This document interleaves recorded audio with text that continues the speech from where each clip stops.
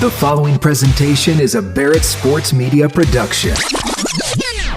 Recognizing the unsung heroes of sports media. I'm stuck in this pit, working for less than slave wages, working on my day off. This is the Producers Podcast with Brady Farkas. I'm the executive producer. Oh, you're the executive producer. And it starts now.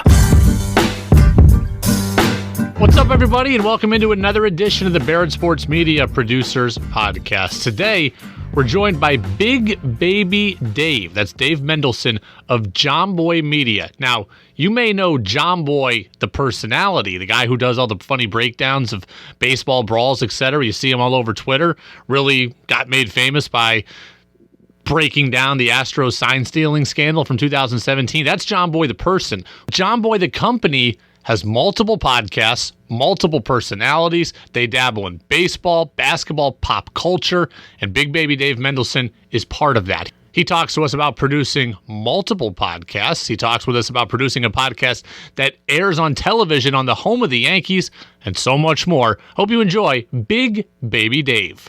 I came across Jomboy himself maybe 3 years ago at this point. I think it was a Joe Girardi, Kevin Long breakdown brawl, between the Phillies and the Yankees a handful of years ago. That's where I first got introduced to Jomboy himself.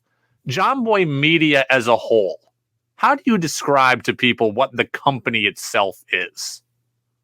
We're a media company. Title helps define that. We obviously have focused on sports for the most part, and that's where we've found the most success. But obviously we're always looking to expand beyond that. But yeah, we mostly sports, and specifically baseball has been our bread and butter.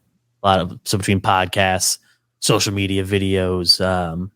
Now you've been with the company since before it was even a full-fledged company. You were like on the ground floor with Jomboy Media. How did you get involved, and how did you kind of take the leap of faith to know that this thing was going to work and it was something you wanted to be involved with?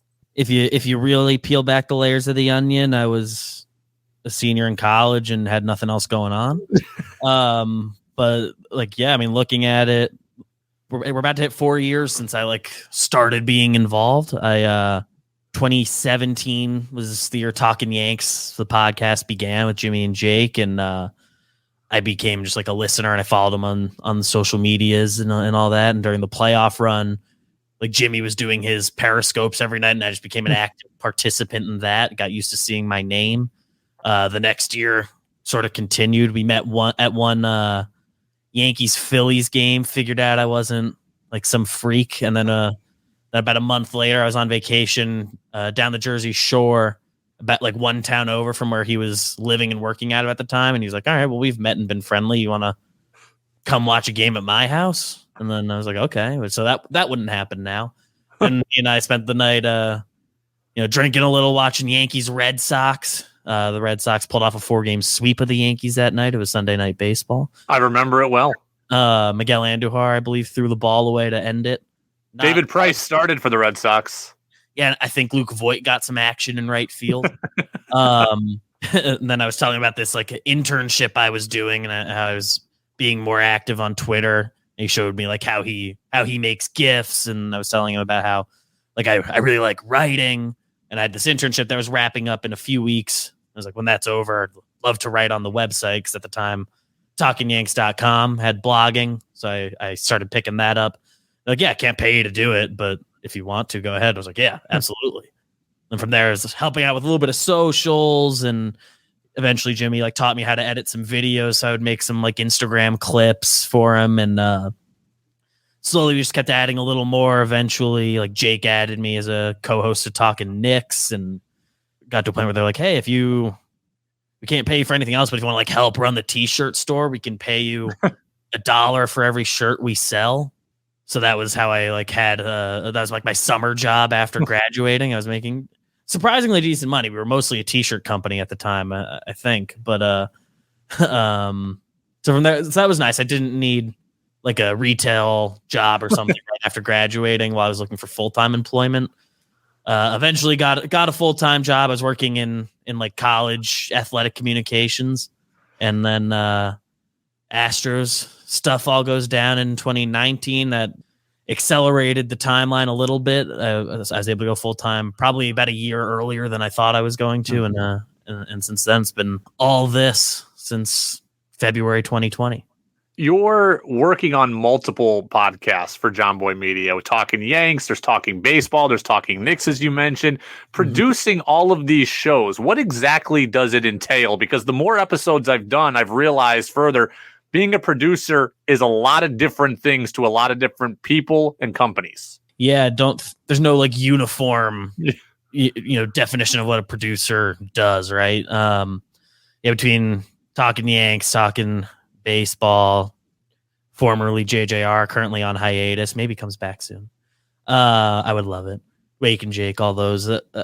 I'm make the graphic for every episode. We have like our overlays for the YouTube end. Make sure it goes out on all the platforms you find your podcasts, whether audio or video. I'm in charge of like making sure we hit our ad requirements. The times we've booked guests, we've strayed away from it a little bit in the last year or so. We've just the numbers, like people like our non-guest episodes. I'm talking Yanks, talking baseball. So we haven't done as much guest booking, but when we were, I was doing most of like the talking with agents, and we still do it sometimes, but we're at a point where sort of if a player reaches out and says they want to come on, then we want to talk to them. But notes during the shows, that's the other big one. So then I pass along like to the social media team, like, hey, this conversation's a good clip. This one, make sure we don't like this can be in the episode, but make sure we don't like highlight this on Twitter because like kind of a weird quote, whatever it was. Yeah. It's a lot of working with socials, working with the sales team, hit our ads, graphics, all that kind of stuff. The Talking Yanks show has a deal with the Yes Network, which is the Yankees television network. How do you have to orient that podcast to play both in audio and in video form? For the Yes end of it, we repurposed about 23 minutes of Talking Yanks across the episodes from the week to go on TV. So obviously first you just got to edit down time-wise and then take out anything. We don't want to talk too negatively about a player on TV, so we edit out kind of those conversations. If we were a little hard on a guy, can't curse on TV, so got to get those out of there.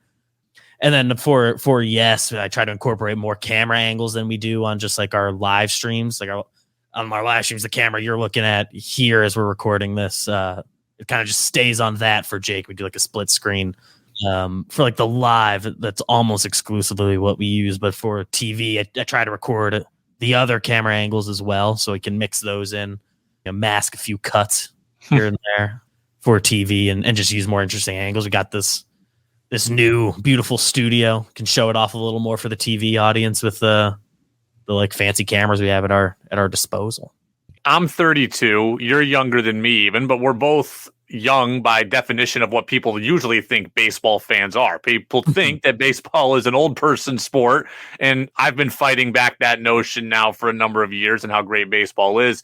How does Jomboy Media and all the podcasts you're involved in, how does it make baseball fun for the next generation of fans? Because they are out there.